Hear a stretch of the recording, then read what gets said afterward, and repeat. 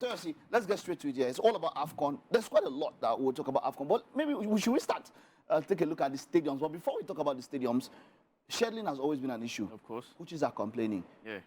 Nottingham Forest are going to lose 4 players. 3 Ivory Coast. No, they're losing more than 4, actually, because they have Ibrahim Sangare, they have Wole Boli. Okay. Still of Ivory Coast, they have Sergio Aurier. 3 players from Ivory Coast. Then they have a line from Nigeria, that's 4. They have Awoni. No, Awoni is not in. Injured. Yeah, injured. They also have another player, I cannot remember who exactly, but they have about 6 players who are going to be involved in this Africa Cup of Nations. And to be very honest, I think they have a very big squad, so it shouldn't affect them. Except the fact that they are going to lose. Okay, what about this guy? Kouyaté.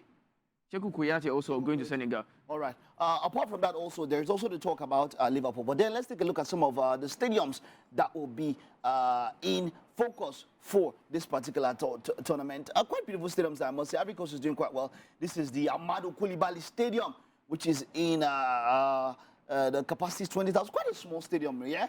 But this is one of the venues that will be used for the match. Looks quite beautiful, I must say, yeah? When it comes to the whole... From pictures. And now, same way... I don't fear now. No, I said from pictures, actually. When they open this stadium, now they snap them. But, you know, looks from HD can be deceiving because you can be doctored. But let's see what happens when we start the broadcast on TVC and let's see how the stadium really is.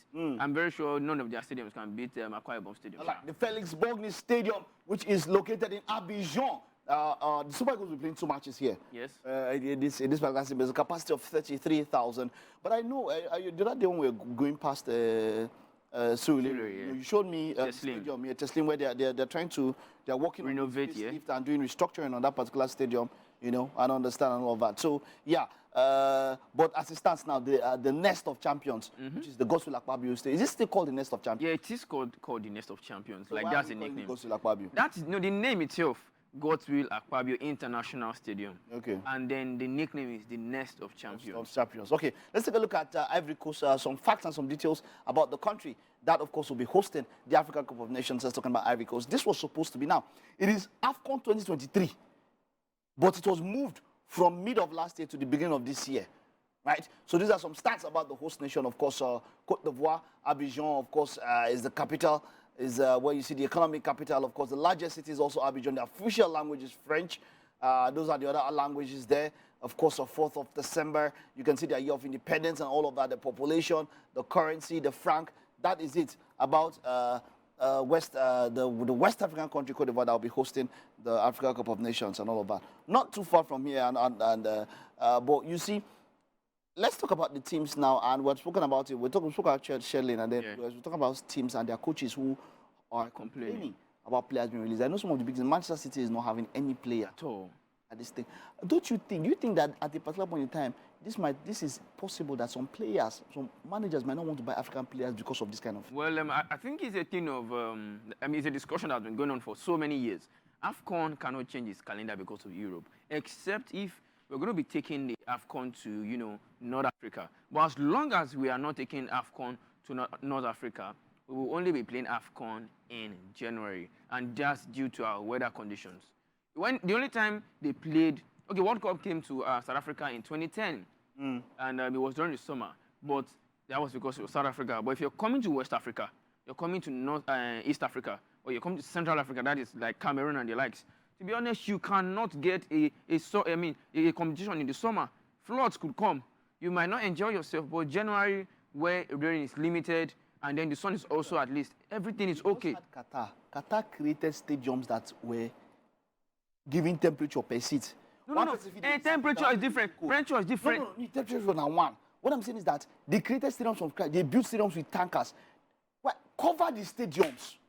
Okay, what are we saying? You know, it is beyond stadium this time around. When you are hosting a tournament, you're going to see tourists. It's not only Africans that will come and watch these games. Well, they are afraid of flood happening in the summer. That is when rain comes most of the times. If the city is well planned, we've seen matches under heavy rain. See, Mike, we cannot continue using that as an excuse. Okay, how about Asia? How about Asia, who has been having their cup also since? So someone else's mediocrity, we should use that as an excuse? Asia is not. It is no. They should accept what we. We cannot look.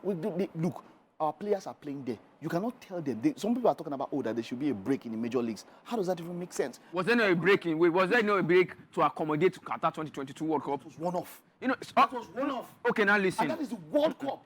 That is FIFA. That is See, Mike, that is forget World Cup. He did the same thing. You took they took something for Qatar because you cannot play in the summer.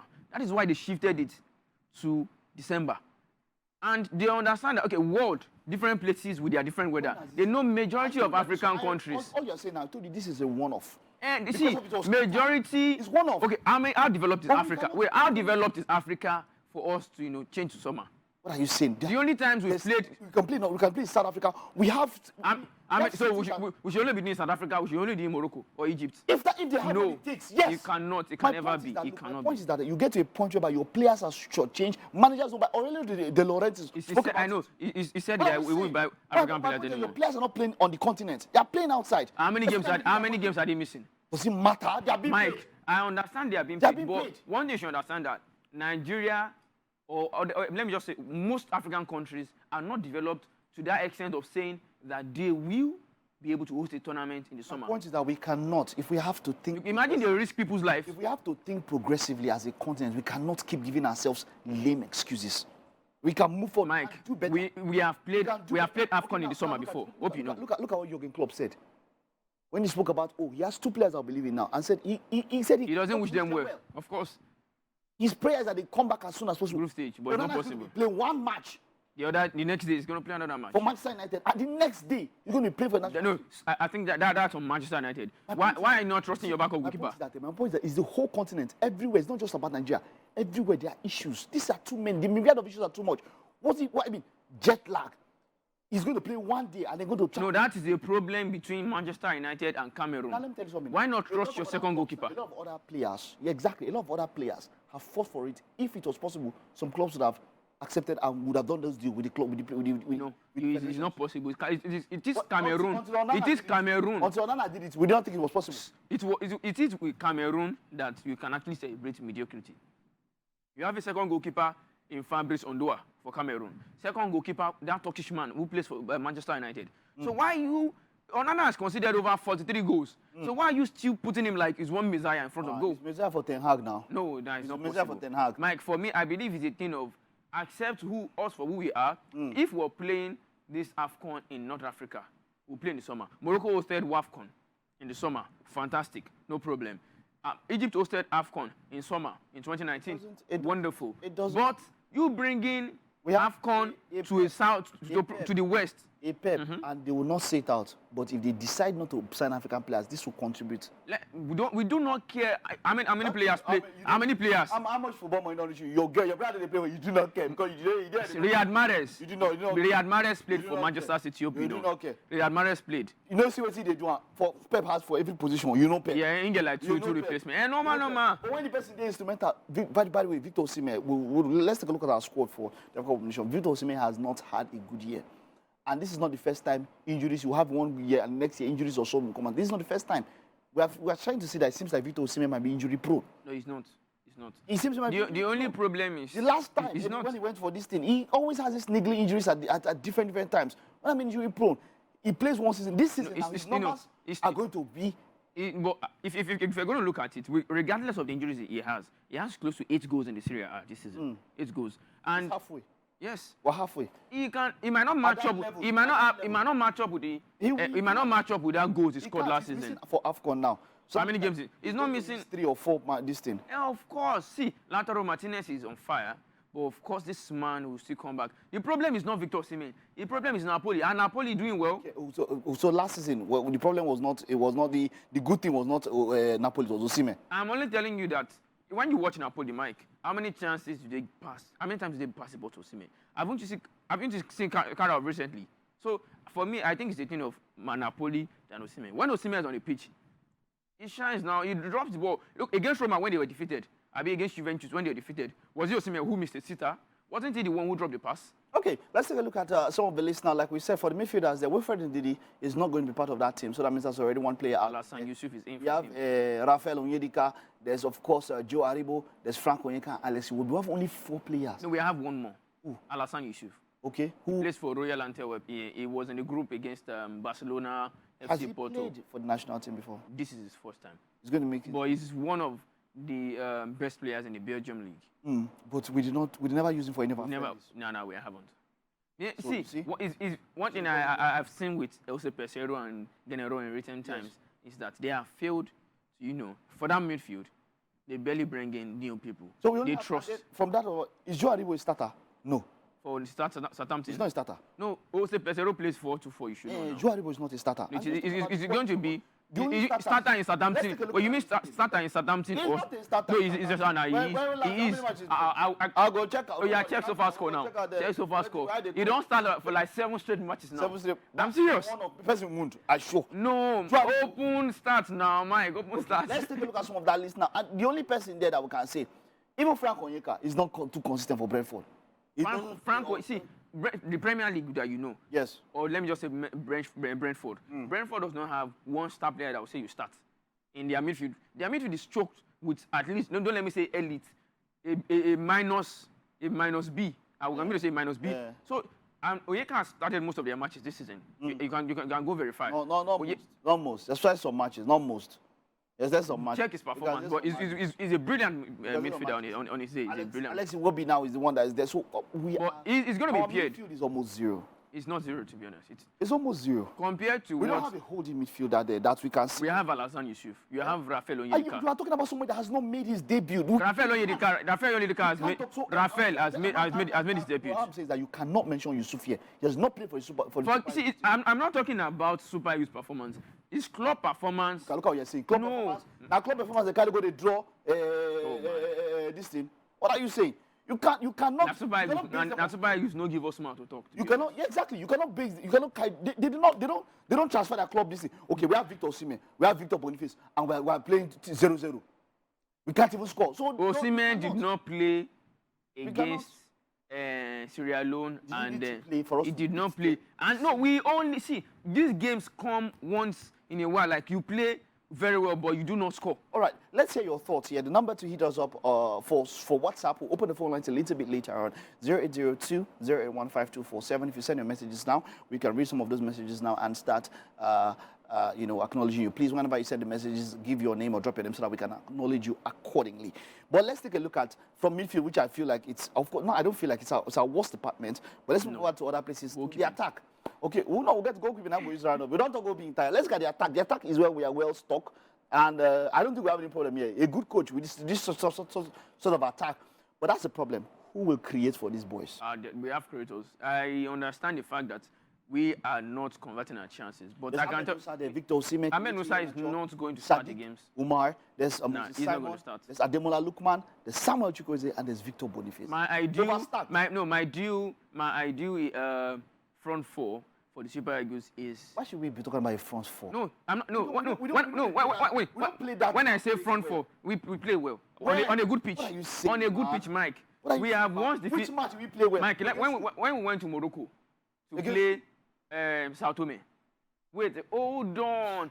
Jose Peseiro. When we play, we'll go up this one, Mike. You're going to go up against the best teams in Africa. You're talking about Sao Tome. See, how many best teams have we played in recent times in Africa? We've not played them. Under Jose Peseiro, this 4-2-4 hasn't worked. It's fact. It's fact. Okay, wait. When I say front four, let me give you my front four. Jose Peseiro wants to play. Wait now. Jose Peseiro wants to play 4-2-4. But I would tell him, if I was maybe his advisor, I would tell him to play a 4-2-3-1. So I'm going to be having Rafael Onyedika, who plays for Club Brugge, in. I say 4-1-2-3 actually, because you're going to have Rafael Onyedika here. Then you put Frank Onyeka alongside Iwobi up front. That means they should be advancing and they should be coming back also. And then in the standard forward, of course, Victor Osimhen. Right flank, Samuel Chukwueze. For our friendlies for now, so we can see how good or they can gel. Then we'll put Ademola Lookman on the left flank. That's the best. Osimhen. I like the way this one sounds. This one sounds so very nice. Boniface can come in at one point in time. If you want to change to 4-4, then you remove one person from this midfield. Maybe it should be Rafael Onyedika. Okay. We don't that's just it. All right, this is, let me see the name now. This is Demola. Demola Amos says, good morning, guys. I love your program, in particular this morning topic. Thank you. Mubarak from Jankara says, Happy New Year, Mike. And Toyosi, Happy New Year, Mubarak. Happy New Year. I hope Nigeria can win this AFCON. Ah? Amen, amen. Ah? Don't worry. Eh? There's nothing impossible. Let's do it again. Let's do it again. Let's do it What again. baffles me is why Ahmed Musa was in the squad. Of course, he has to be. Needed, though. Look, for that on, you know, Toyosi, they formed Patriots. That make they try to justify a 4-2-4 that has. Oh, you have to see. It's not terrible.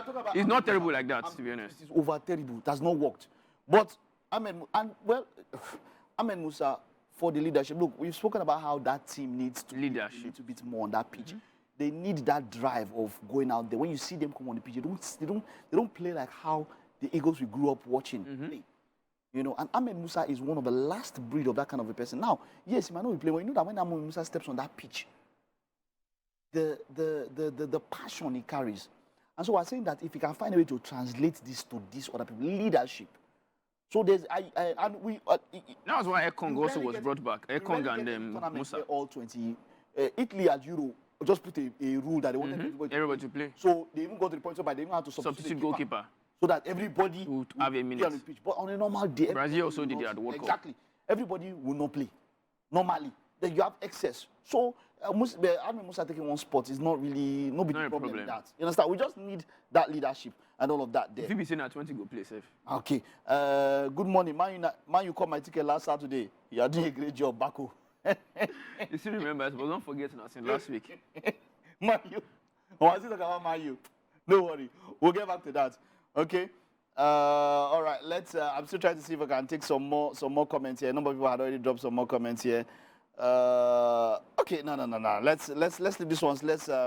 Good morning, guys. Happy New Year. Like I said, if you're going to send messages, please drop your name so that we know.